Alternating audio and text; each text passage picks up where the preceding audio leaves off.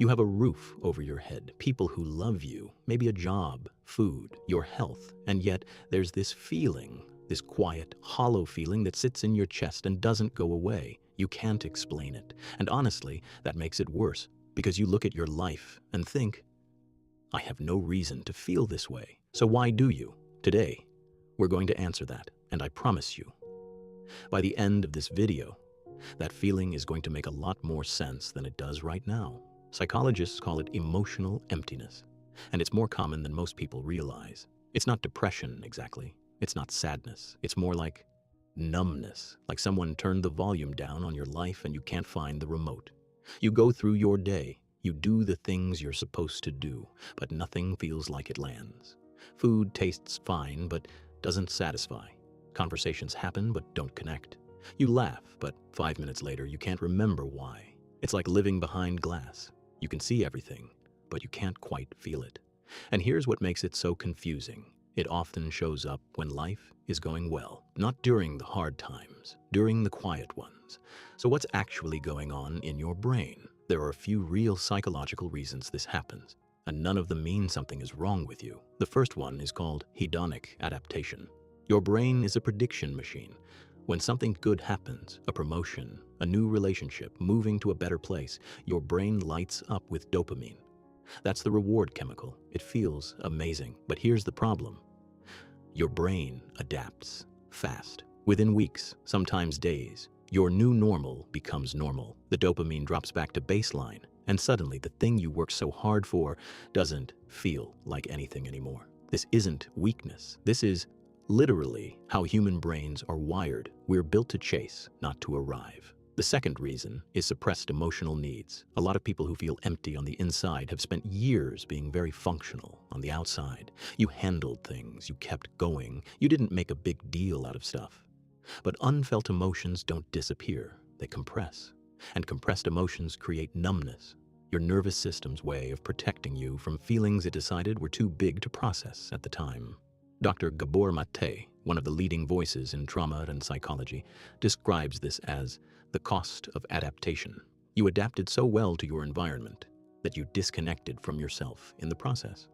The third reason, and this one is important, is a lack of meaning, not happiness. This is where most people get confused. They think the goal is to feel happy. So they check the boxes: good job, good relationship, good life. But happiness and meaning are not the same thing. Psychologist Viktor Frankl, who survived the Holocaust and went on to build an entire school of therapy around this idea, said that humans don't just need comfort, they need purpose. A reason that makes the struggle worth it. When your life is comfortable but not deeply meaningful to you, not to your parents, not to society, but to you, emptiness moves in. Now here's where it gets real. Most of us don't sit with that empty feeling. We run from it. And the ways we run from it are so normal, so socially accepted, that we don't even realize we're doing it. We scroll for hours, not because we're enjoying it, but because it fills the silence. We stay busy on purpose, pack the schedule so there's no space to feel anything. We eat, drink, binge watch, online shop, not out of pleasure, but out of avoidance. And here's the cruel irony. Every time you numb the emptiness instead of facing it, it gets a little bigger, because you're sending your brain a message. This feeling is dangerous. Don't go near it. So your brain protects you from it more. And the disconnection grows. Okay, so now the part that actually matters. What do you do about it? I'm not going to give you a list of generic tips. These are real psychology-backed approaches that address the actual root of what's happening. Number one, stop trying to think your way out of it. Emptiness is not an intellectual problem. You can't logic your way to feeling alive again. In fact, the more you analyze it, the more disconnected you get. What works instead is sensation, getting back into your body, cold water, exercise, cooking a meal slowly, walking barefoot outside. These aren't cliches, they're neurological resets.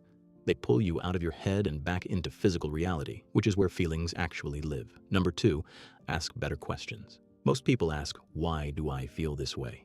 That question keeps you stuck in analysis. A better question is, what have I been ignoring? Because emptiness is almost always a signal, not a malfunction. A signal that something in your life, a need, a truth, a feeling, a direction, has been quietly ignored for too long. Sit with that question, not to solve it immediately, just to listen. Number 3, reduce the noise. You cannot hear a signal in a room full of static. If you're constantly stimulated, phone, TV, music, podcasts, you never give yourself the chance to feel what's underneath. Pick 1 hour a day where you do something without background noise. Just you and whatever comes up.